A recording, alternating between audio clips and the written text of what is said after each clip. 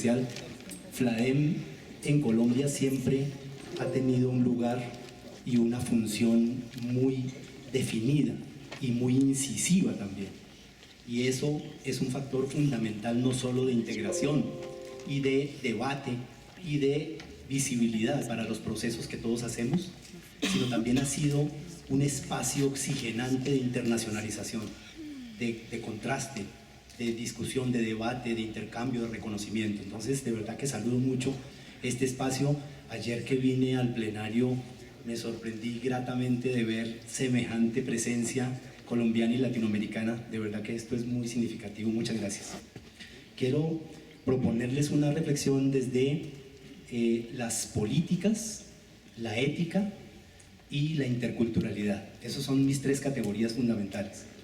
Y esas categorías las he traído porque, con base en la experiencia de trabajar mucho tiempo en el sector estatal, en particular en proyectos de educación musical y de prácticas musicales, he visto que tenemos una necesidad, igual que otros campos de la cultura y de la sociedad, y consiste en generar una nueva cultura política. Creo que estamos trabajando hace mucho tiempo en todos los contextos por generar nueva cultura política. Es decir, creo que uno de los factores problemáticos que podríamos empezar a considerar tiene que ver con que nuestra comprensión de lo político y nuestro ejercicio de lo político tiende a ser como intuitivo, tiende a ser como subrepticio.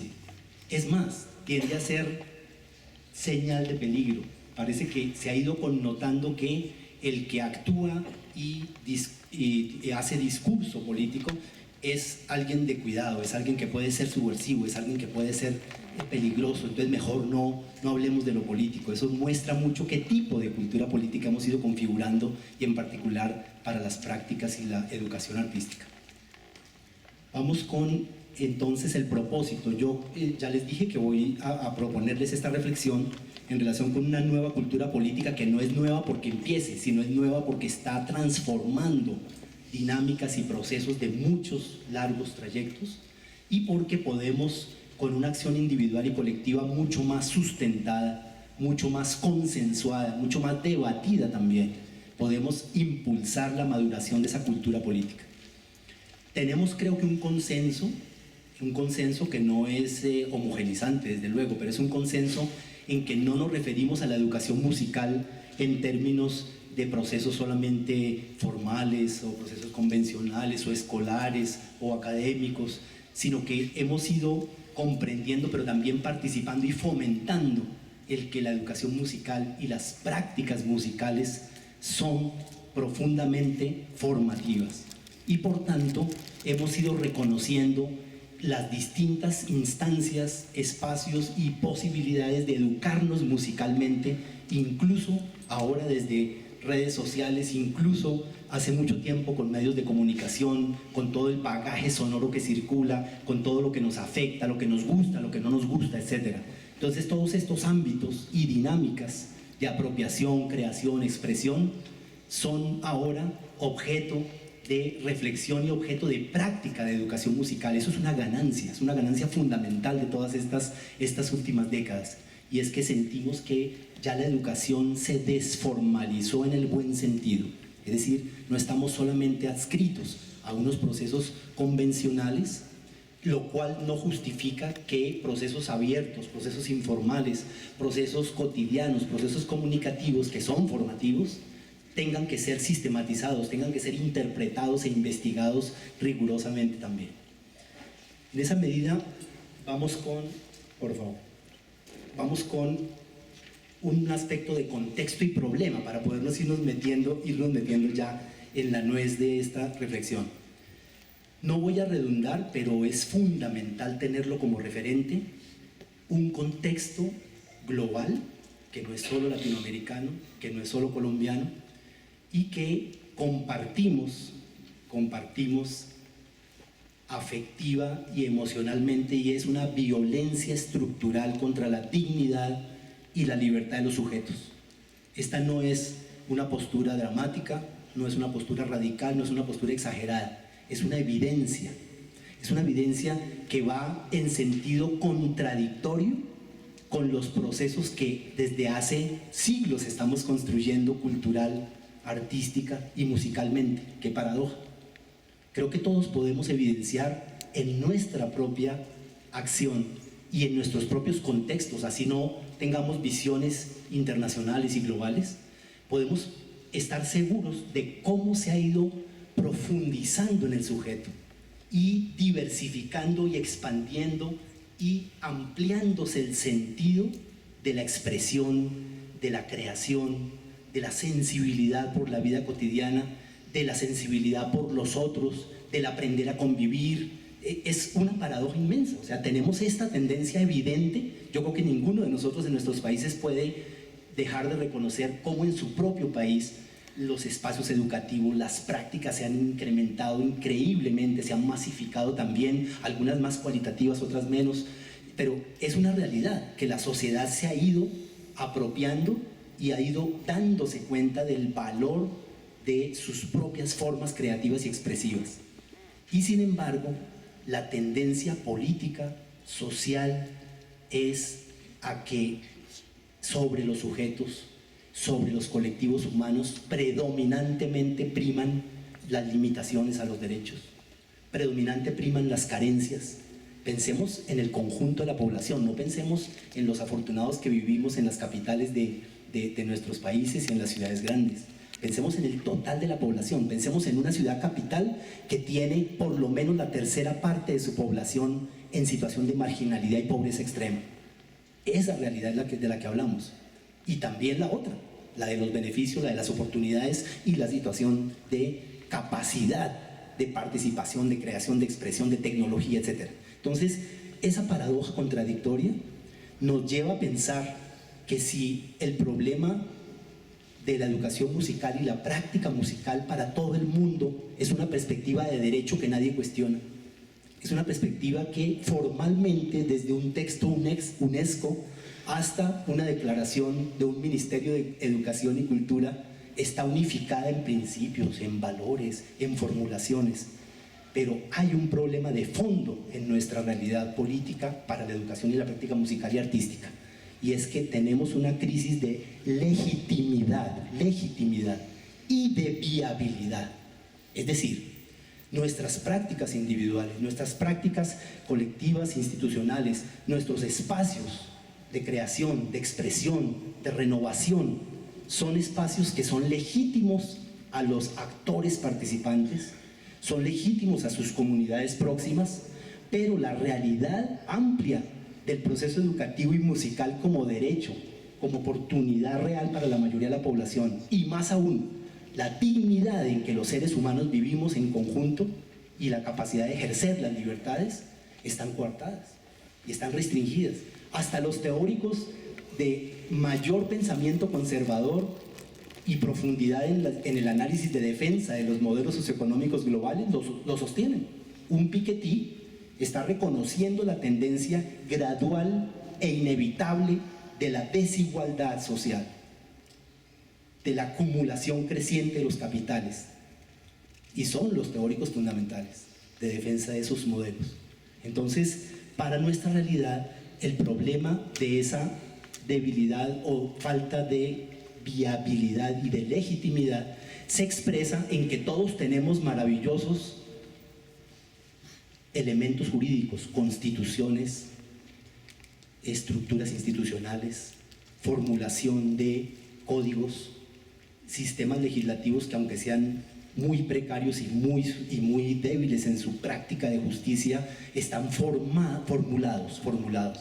También nuestra educación musical y nuestra educación artística está formulada, los derechos, ¿sí? Pero, por ejemplo, para Colombia, en nuestro sistema educativo, regido por el Ministerio de Educación, parece ser que la opción es entre o tener una oportunidad de hacer educación y práctica musical y artística o no tenerla. Es igualmente importante. No pasa nada. Los directivos, los políticos que dirigen estos espacios institucionales de la educación no se afectan por ese dilema. Eso se lo dejan al rector del colegio. Está en el texto.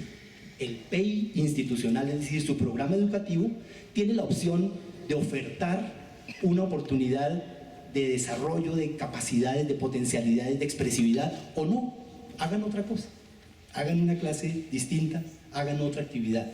Eso lo estoy diciendo no retóricamente, es absolutamente comprobado. La opción de una política que debería ser un derecho colectivo real, basado en oportunidades, está fundamentado en criterios subjetivos de si ejercer o no el derecho. Por eso digo que eso es una violencia estructural a dignidad y libertad humana, aún desde la educación musical y la práctica artística. Pero hay otra falta de legitimidad y de viabilidad que es tan grave como la anterior, y es que todas las prácticas sociales en su diversidad, en su dinámica contradictoria, en su despliegue, no son reconocidas por la institucionalidad, en su mayoría, aunque me atrevo a generalizar un poco, pero en la mayoría no son reconocidas, no son apoyadas, no son impulsadas y vistas como viables de estar ejerciendo ese derecho colectivo, de estar ejerciendo esa oportunidad de ser libres y de formarse.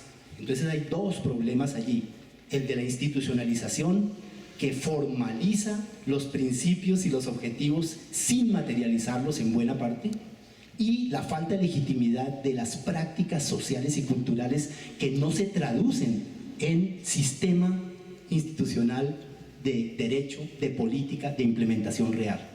Con esa problemática entremos a trabajar el sentido de lo ético y qué tiene que ver eso dentro de toda esta problemática y de ese contexto. Es simplemente aprovechar que Weber, entre otros muchos, lo que pasa es que es una desviación personal por la sociología, pero es, entre otros muchos, planteó un fundamento muy importante y dijo: la política es la ética de la responsabilidad. Es decir, es el ejercicio individual y colectivo de ser responsables con el destino de igual manera, lo interpreto yo. Es decir, nos hemos acostumbrado a que el ejercicio de lo político o está esquematizado y ajeno a nosotros, ¿sí?, ya deteriorado valorativamente en su fundamento y en sus prácticas, o es un ejercicio de mi actividad, mi decisión. Yo ejerzo la política, pero con mis decisiones, con mi proyecto de vida, con mi pequeño entorno. Esos dos extremos valdría la pena que se contrastaran entre sí, porque ese sentido de la ética, si lo miramos en el sentido en que nos propone Weber, ¿sí?, política como ética de responsabilidad, resulta que nos llama y nos vuelve a sacudir en la certeza de que la responsabilidad de lo colectivo es de todos, y no solamente de los más pilos para pensar, no solamente de los más afortunados para vivir, no solamente de los más inquietos para cuestionar, es de todos. Esa responsabilidad es colectiva. Ese es el sentido ético que debemos volver a activar, que debemos volver a sacudir entre nosotros. A eso me refiero con una visión de cultura política distinta. Entonces, en esa medida, el Estado, y ojo con este punto porque es muy usual a pesar de tanta literatura crítica que hemos conocido y que nos falta por conocer, nuestra visión del Estado predominantemente tiende a ser, primero, reverente. O sea, hay una reverencia, seguramente hay diferencias entre nuestros países y algunos serán más irreverentes, afortunadamente, otros menos irreverentes, lo que sea, pero fundamentalmente la visión de Estado que se ha ido generalizando en un imaginario de hace mucho tiempo, de muchos siglos incluso, es que al Estado se le reverencia. Recordemos las leyes de Indias, fundamental este momento. Las leyes de Indias eran: se obedece, pero no se cumple. ¿Se acuerdan? Y eso nos sirvió a todos para poder generar ese margen, digámoslo, ético, para hacer lo que nos dé la gana colectivamente. Entonces, ahí surge una realidad frente a nuestra necesidad de educación musical y de desarrollo musical y artístico en nuestros países, para todos los seres humanos.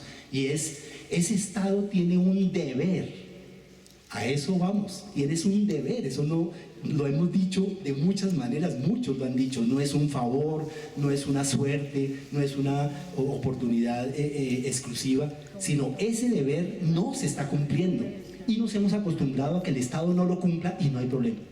no hay problema. No se lo demandamos, casi nada. Vamos con la sociedad civil.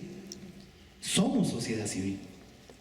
Y resulta que desde ese parámetro o postulado de la política como ética de responsabilidad colectiva, en la sociedad civil hemos visto internacional y globalmente el crecimiento de la fuerza social de la participación. O sea, lo que representa que una comunidad LGTBI, lo que representa que una comunidad de... ¿Cuánto tengo? 5, no, creo que voy a correr más, gracias. Entonces, esa sociedad civil se ha ido desarrollando diferencialmente a medida que se forma, que reconoce, que se proyecta. Pero nosotros tenemos una tendencia en la educación musical y en las prácticas musicales, en Colombia al menos, a que no nos constituimos en movimiento social. No trabajamos en conjunto. Muy poquitas cosas, uno que otro proyecto, pero nuestra tendencia es aislada, es de descalificación generalmente, lástima, es de celo, es de temor del otro. Entonces, es difícil construir así la ética de lo colectivo. Iba a entrar, pero voy a correr un poco más en los movimientos sociales, especialmente alumbrados por este estudio maravilloso que conocemos hace mucho tiempo de Sonia Álvarez, Evelina Dañino y Arturo Escobar. Pero voy a seguir para poner un rápido ejemplo colombiano de lo que puede representar, como en nuestros países hay muchos, seguro, muchos, puede representar el papel de sociedad civil. Esos dos logos que van a aparecer allá, logos muy sencillos, vienen de un municipio pequeño que queda en el eje cafetero colombiano, hacia el occidente. Y es un municipio que se llama Apía, una organización que se llama Comarca, que empezó con unos pocos músicos interesados en trabajar lo colectivo. Después de 12 años de trabajo constante, habían creado ya 14 organizaciones de músicos en su contexto. Posteriormente, para no alargarme, crearon una asociación de organizaciones musicales y ahora crearon una cooperativa que ya se abrió completamente, no solo para beneficiar a los miembros, sino para hacer procesos productivos, para hacer procesos de circulación, divulgación, etc. Entonces, esa perspectiva de crecimiento, imagínense, para terminar el cuento, logra frentearse con el Estado en el sentido mejor del término, y es decirle: Estado, tenemos que negociar con ustedes. ¿Cuánto van a invertir en el proceso de educación y práctica musical de Risaralda, que es el departamento?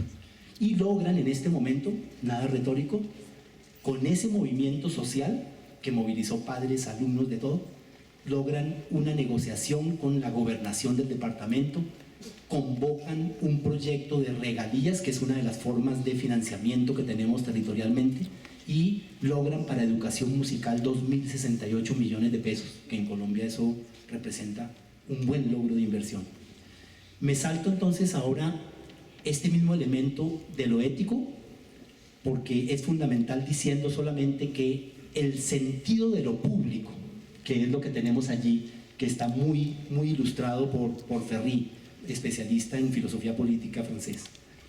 El sentido de lo público y el sentido de la opinión pública están en ese proceso de reconstrucción de la nueva cultura política. Es decir, lo público es lo nuestro, no es lo estatal, no es lo institucional. Lo público somos nosotros, somos todos, ellos también, las instituciones también, de las que hice parte. Y ese concepto de participación y decisión es el que determina lo público. O sea que muchos de los proyectos que hacemos tienen un carácter público y están contribuyendo al desarrollo y al fortalecimiento de lo público. Pero al mismo tiempo estamos, y eso es un problema universal, es un problema de homogenización y mundialización, y estamos sometidos a una manipulación de la información y la comunicación que se traduce a todo, y por tanto pensamos que la opinión pública, así como la política es de unos pocos o de unos decentes y muchos corruptos, pensamos también que la opinión pública es de los medios de comunicación y de los duros intelectuales que logran un acceso a esos espacios. Y la opinión pública de los educadores musicales, ¿dónde se hace viva? Y la de las instituciones, y la de los artistas. No somos movimiento todavía. Entonces paso a lo intercultural, mi siguiente categoría, que es lo intercultural. Es una dimensión tan importante e interdependiente con la diversidad. Nos acostumbramos por los discursos oficiales a hablar de la diversidad, pero hablamos de la diversidad casi como una descripción, no quiero ser exagerado, pero tiende a ser un énfasis cuantitativista, es decir, somos muchos.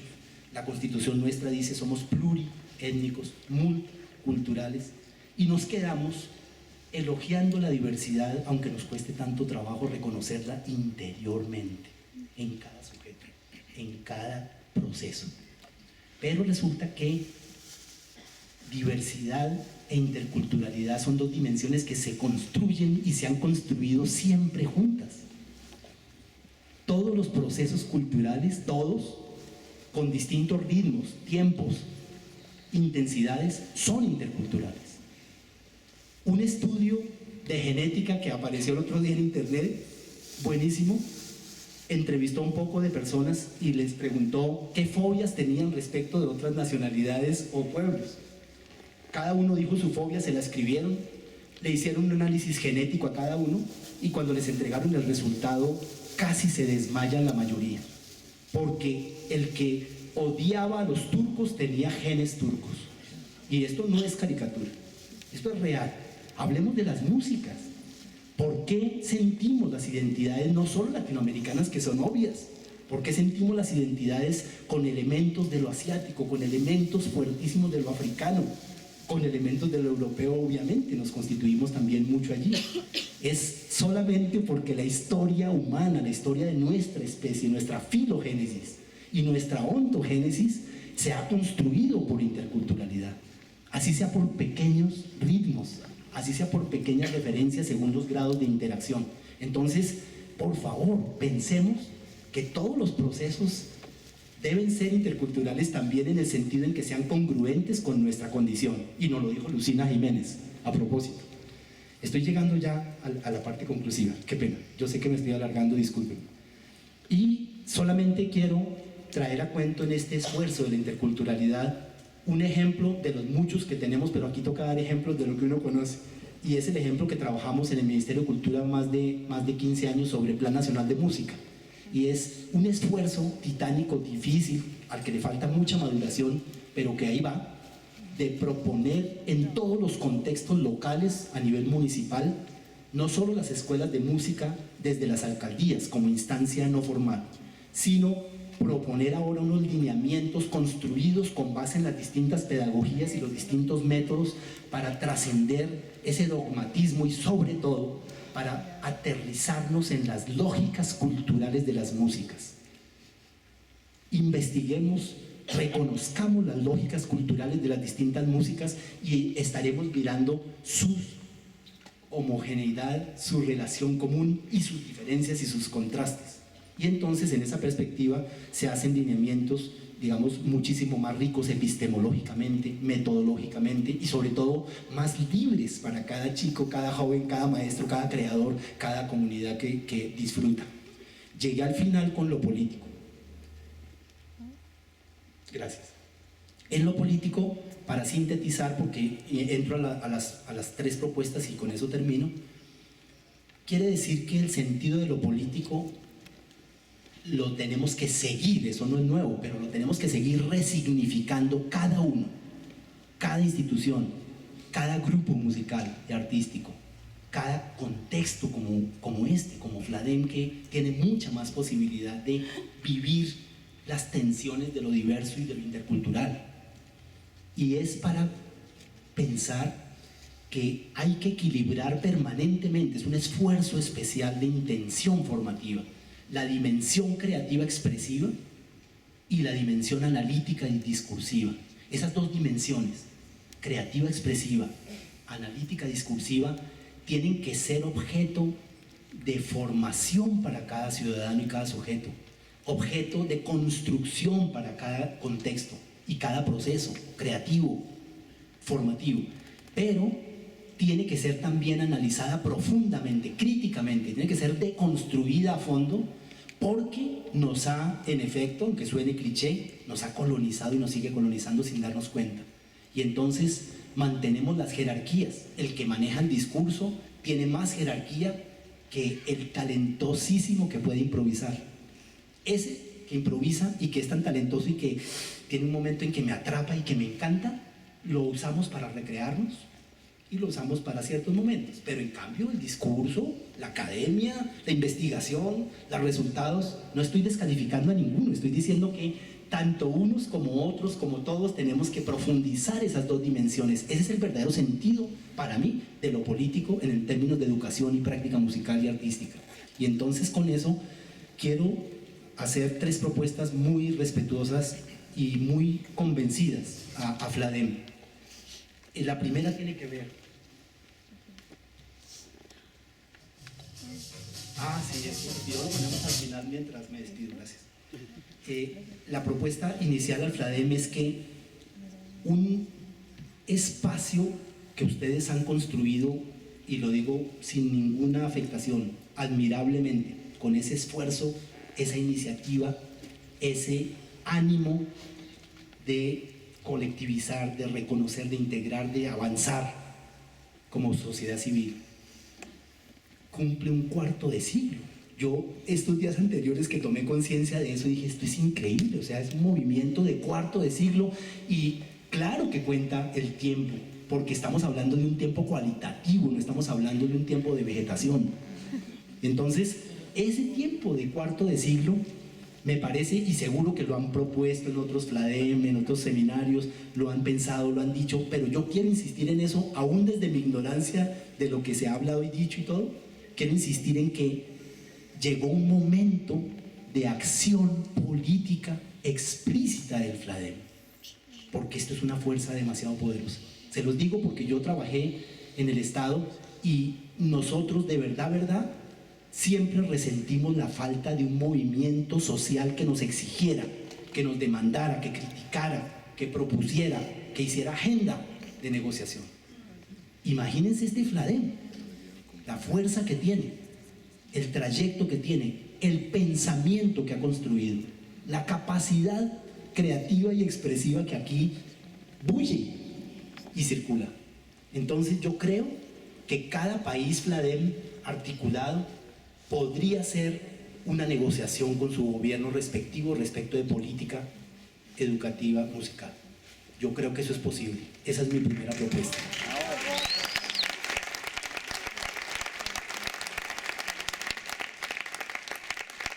La segunda propuesta es que un FLADEM de cuarto de siglo con un Ibermúsicas de 10 años no pueden seguir separados.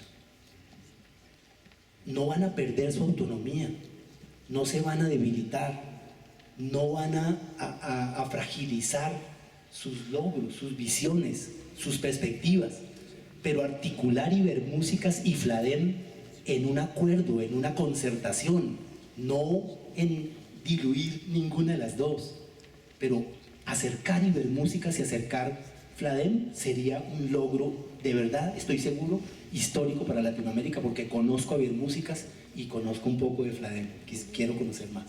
Entonces, me parece que es perfectamente posible. Por ejemplo, en solo aspectos de investigación, ¿cuánto le serviría a Ibermúsicas aprovechar todo el bagaje investigativo que ha circulado por FLADEM? En solo aspectos de vínculo con organismos de gobierno, ¿cuánto le serviría a FLADEM aprovechar los vínculos con las cabezas de gobierno de Ibermúsicas? Es un solo ejemplo. Y el último, para terminar, es no lo interpreten megalómanamente, porque lo hemos hecho, y lo hemos hecho en muchos eventos, lo están haciendo en muchos procesos artísticos, pero ya está bueno de hacerle caso no solo a nuestros políticos representativos, sino a nuestros escritores, artistas e ideólogos realmente responsables políticamente.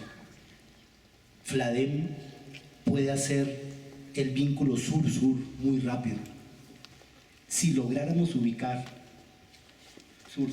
si lográramos ubicar una ONG en África, en Asia, esto no es exótico, esto es necesario. y esa ONG que trabaje aspectos parecidos, relacionados y diferentes también con FLADEM, empiece a hacer presencia constante cada año en los FLADEM internacionales y en los FLADEM de país.